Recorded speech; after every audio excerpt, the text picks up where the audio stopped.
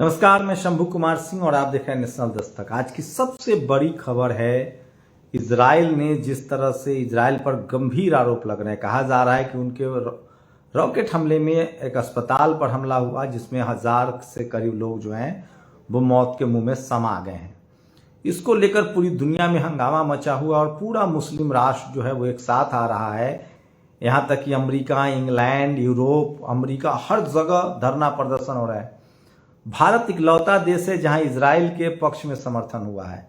और कौन लोग कर रहे हैं? जो आरएसएस से जुड़े हुए हैं, जो सरकार के समर्थक हैं, जो हिंदुत्व संगठनों से जुड़े हुए हैं। इसीलिए न्यूज लॉन्ड्री के संपादक अतुल ने ट्वीट किया है कि ये वही लोग हैं जब खुद इन्हीं इजरायली मतलब यहूदियों को जब हिटलर मार रहा था तो ये हिटलर के पक्ष में थे, मुसोलिनी के पक्ष में थे। ये सारे जो इजराइल में आज जो यहूदी हैं वो हिटलर के समय भाग के आए थे, क्योंकि हिटलर वहां कत्लेआम कर रहा था जर्मनी में। तो उस समय आरएसएस जो था वो नाजीवाद का समर्थक था, हिटलर का समर्थक था। उसी तरह से आजादी के आंदोलन में भी इनका कोई हाथ नहीं था, ये उस समय अंग्रेज के समर्थक थे। मुगलों के दौर में भी आप देखेंगे तो बहुत सारे जो बीरबल हों, टोडरमल हों या फिर तानसेन हो, ये सब सवर्ण हिंदू थे जो ब्राह्मण समाज से थे। ये लोग अकबर के दरबार, मुगलों के दरबार में भी थे। यहाँ तक भी शिवाजी पर भी हमला हुआ, मुगल को लाने वाले भी यही लोग थे। ये सब पब्लिक डोमेन में है। लबुलवा भी है कि हमेशा सत्ता के साथ रहते हैं, मजबूत कड़ी के साथ रहते हैं। सोचिए, यूक्रेन और रूस युद्ध में ये लोग रूस के साथ थे। अब रूस जो है वो इजराइल के साथ नहीं है, फिलिस्तीन के साथ है।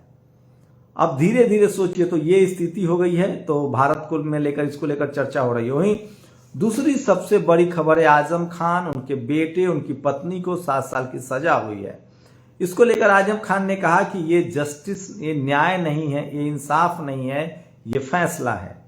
अब वो चुनाव नहीं लड़ पाएंगे। मैं फिर कह रहा हूं, सोचिए किस तरह से राहुल गांधी की एक गलती ने इस देश की राजनीति को बदल दिया है।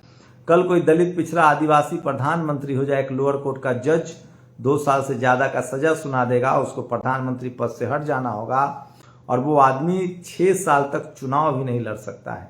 तो इसी वजह से लालू यादव सत्ता से बाहर हो गए। और इस कानून का सबसे ज्यादा असर दलित, पिछड़े, आदिवासी नेताओं पर हुआ है, अब मुस्लिम नेताओं पर हुआ है। उनकी सत्ता जा रही है, उनकी राजनीतिक भागीदारी जा रही है। सोचिए, आज सुप्रीम कोर्ट ने कहा कि हम लालू यादव 4 साल से जमानत पर हैं, हम उनकी जमानत याचिका खारिज नहीं कर सकते हैं।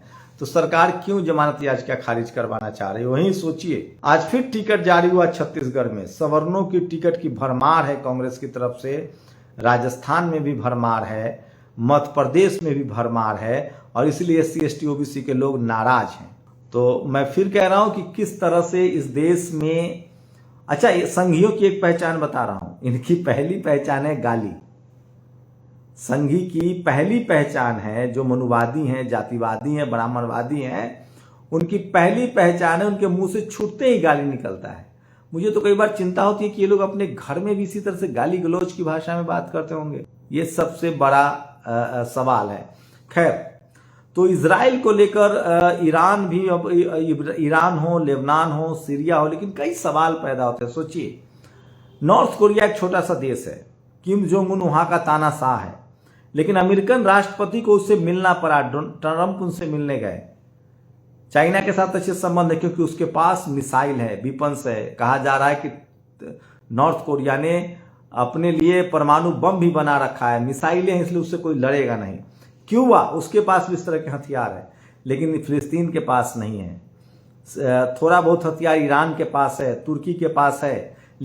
ये लोग यूरोप पर निर्भर हैं, इसलिए आज जितने मुस्लिम कंट्री हैं वो चाह रहे हैं कि हिंसा बंद हो। यहाँ तक कि प्रधानमंत्री नरेंद्र मोदी ने भी जो अस्पताल पर हमला हुआ है, जो लोग मरे हैं, उसको लेकर दुख जताया है।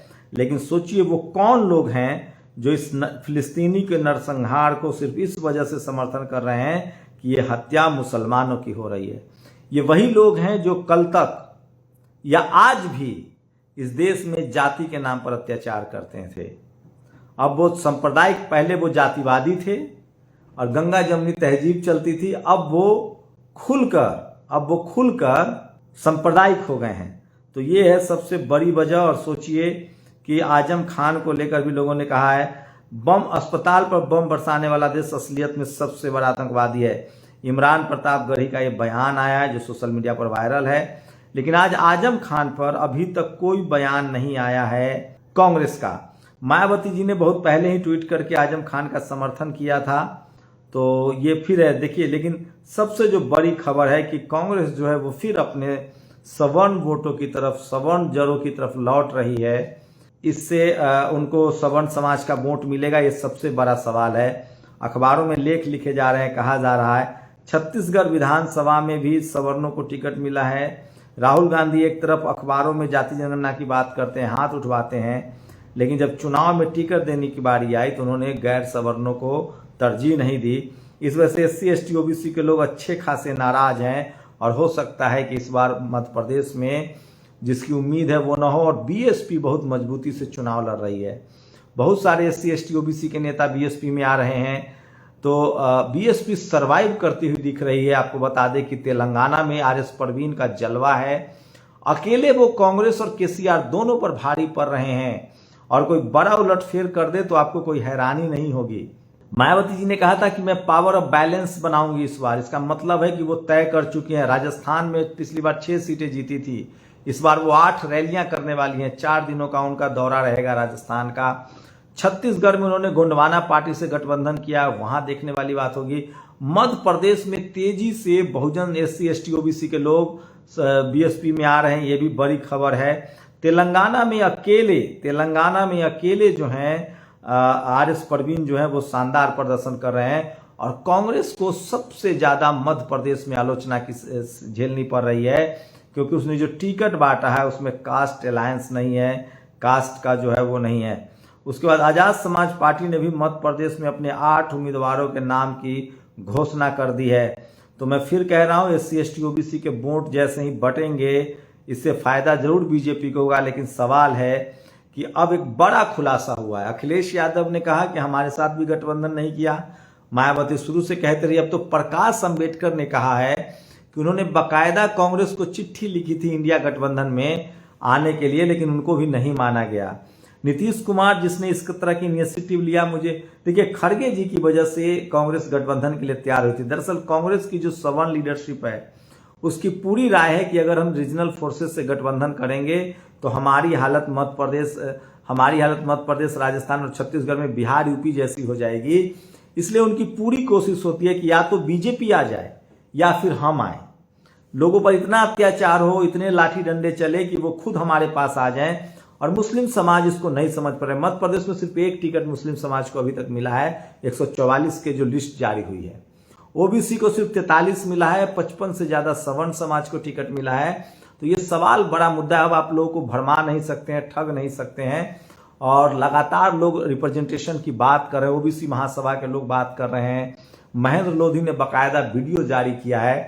तो ये बात तो सच है कि BJP से लोग नाराज हैं, लेकिन जिस तरह से कांग्रेस ने टिकट बांटा है वो कांग्रेस से भी खुश नहीं है। राजस्थान में OBC बहुत ज्यादा कांग्रेस से नाराज है, और इसका फायदा BJP को मिल सकता है। लेकिन सोचिए वो लोग जो B टीम कहते हैं ओवैसी को या मायावती को या कांग्रेस के अलावा तमाम दूसरी पार्टियों को, सवाल है कि क्या असली B टीम कांग्रेस तो नहीं है, जो चाहती ही नहीं है कि गठबंधन हो। अच्छे बताइए 230 सीटें हैं मध्य प्रदेश में, 150 सीटों पर कांग्रेस लड़ती, 80 सीटें दूसरे दलों को देती, तो क्या बिगड़ जाता? क्या BJP जैसी पार्टी उत्तर प्रदेश में, बिहार में गठबंधन में चुनाव नहीं लड़ती है? सोचिए कांग्रेस का जनाधार कौन है? SC ST OBC के लोग वोट देते हैं, सवर्ण समाज। आज BJP के पास इतना जनाधार है, सवर्ण उसके साथ है, धर्म के नाम पर जो वोट है SC ST OBC का वो भी उसके साथ है। उसके बाद भी वो तमाम SC ST OBC, Anupriya Patel, Nishad, Rajbhar, सबसे गठबंधन करती है। कांग्रेस किस खेत की मूली है? इनको अकेले सरकार बनानी है और सवर्णों को टिकट देना है, जबकि सवर्ण इनको वोट ही नहीं कर रहे हैं। SC ST OBC के लोग, दलित, पिछड़े और सबसे ज्यादा मुसलमान इनको वोट करते हैं, और ये उनके मुद्दे पर बोलते ही नहीं है। इससे अच्छा तो BJP है जो अपने वोटर्स के लिए कम से कम खुल के बोलती है ना कि हम मुसलमानों को टिकट नहीं देंगे। ये कांग्रेस के लोग कहते हैं जाति जनगणना कराएंगे, हाथ उठाइए, और सारा टिकट सवर्णों को दे रहे हैं। अब ये सब लोग समझ रहे हैं। सोचिए ये मध्य प्रदेश में एक मुस्लिम समाज को टिकट मिला है, छत्तीसगढ़ में देखेंगे कि कितने दे रहे हैं, वो भी देखने वाली बात होगी, राजस्थान में भी देखने वाली बात होगी। लेकिन सबसे ज्यादा SC ST OBC के लोग नाराज हैं, और सबसे बड़ी बात है कि इंडिया गठबंधन, आम आदमी पार्टी भी गठबंधन में है, सपा, मतलब ये लोकसभा में चुनाव गठबंधन करेंगे, लेकिन इनको दिल्ली में सीट चाहिए, बिहार में सीट चाहिए, यूपी में सीट चाहिए, लेकिन ये छत्तीसगढ़, मध्य प्रदेश, राजस्थान में सीट नहीं देंगे। इनको तमिलनाडु में सीट चाहिए, लेकिन ये दूसरे राज्यों में सीट आपको नहीं देंगे। कर्नाटक में जेडीएस को नहीं दे सकते हैं। खुद देवगौड़ा ने कहा कि मैं इंडिया गठबंधन में आना चाहता था, नीतीश जी से बात हुई थी, लेकिन कांग्रेस नहीं तैयार हुई। मतलब कांग्रेस को प्रकाश अंबेडकर नहीं चाहिए, देवगौड़ा नहीं चाहिए। और बीजेपी के पॉलिटिकल डाइवर्सिटी समझिए, जैसे ही वो चुनाव हारी, वो सीधे सीधे चली गई जेडीएस के पास और गठबंधन कर लिया। तो मतलब कांग्रेस, इसलिए मैं कह रहा हूं असली बी टीम जो है वो कांग्रेस है। वो चाहती है कि या तो बीजेपी आए या कांग्रेस आए, बहुजन लीडरशिप की कोई पार्टी सत्ता में ना आए। ये साफ साफ है। हम लोग सोच रहे थे कि बहुत पानी बह चुका है, कांग्रेस अपने सबसे बुरे दौर में है, दलित को वो अध्यक्ष बना रही है, चन्नी को मुख्यमंत्री बनाया था, पार्टी में SC ST OBC को 50% रिजर्वेशन की बात कह रहे थे, गठबंधन को नीतीश कुमार ने इनिशिएट किया, पहली बार ये बैठ रहे थे गठबंधन के लिए। लेकिन सोचिए कि अब खबरें आ रही है, पहले तो देवगौड़ा ने कहा कि हमारे साथ गठबंधन नहीं करना चाहती है कांग्रेस, प्रकाश अंबेडकर ने अब कह दिया है, कल रात अखिलेश यादव ने कहा। तो कौन है बी टीम सोचिए, और कौन इस देश में बीजेपी के खिलाफ विपक्षियों की एक गठबंधन नहीं चाहता है? वो है कांग्रेस। इसके दिखाने के दांत अलग है, खाने के दांत अलग है। इससे अच्छा तो बीजेपी है, जो कम से कम जो कहती है वो करती है। सवर्ण उसके वोटर हैं, सवर्णों को दिया रिजर्वेशन, मुस्लिम समाज को नहीं देती है टिकट, दलित पिछड़ों पर अत्याचार, रिजर्वेशन खत्म कर रही है। मुझे लगता है कि बहुजन समाज के नेताओं को अपना विकल्प बना, आप सोचिए, कल्पना कीजिए, Akhilesh Yadav, Mayawati ji, JDU, RJD, JMM, तमाम SC ST OBC की लीडरशिप वाली पार्टियां, DMK, अगर ये सब एक साथ मिलकर चुनाव लड़े तो देश के हर राज्य में ये लोग सरकार बना सकते हैं। कांग्रेस बहुत बड़ा धोखाधड़ी कर रही है। 4 नेता अब कह चुके हैं कि ये लोग गठबंधन के पक्ष में नहीं है, ये नहीं चाहते हैं। अकेले नीतीश कुमार इस गठबंधन को लेकर कोशिश कर रहे थे, लालू यादव, नीतीश कुमार, ममता बनर्जी। मुझे लगता है कि असली बी टीम कांग्रेस है, जो चाहती है कि या तो बीजेपी आए या कांग्रेस आए। ये रीजनल फोर्सेस को, SC ST OBC की पार्टियों को ये सत्ता नहीं देना चाहती है। इनकी कोशिश है कि जहां RJD, JDU, सपा, बसपा मजबूत है वहां गठबंधन कर लें, लेकिन हमारी जहां थोड़ी स्थिति अच्छी है वो आप सोचिए, इनके पास वोट कौन है? सवर्ण इनको वोट करते नहीं है, इनको मुस्लिम वोट का सहारा है, SC ST OBC वोट नहीं देगा तो ये जीत जाएंगे चुनाव। इसलिए अगर बीजेपी जीतती है मध्य प्रदेश, राजस्थान और छत्तीसगढ़ में और तेलंगाना में, तो इसकी सबसे बड़ी जिम्मेदार कांग्रेस होगी, जो विपक्षी गठबंधन नहीं चाहती है। आप लोग अपनी प्रतिक्रिया जोड़ दीजिए। शुक्रिया। नेशनल दस्तक की आपसे गुजारिश है कि अगर इसको बचाना चाहते हैं तो नेशनल दस्तक को सब्सक्राइब करने के लिए रेड कलर के सब्सक्राइब बटन को दबाएं, फिर बेल आइकन की घंटी दबाएं। नेशनल दस्तक को बचाने के लिए बहुत जरूरी है कि हर खबर को शेयर करें, लाइक करें, कमेंट जरूर करें।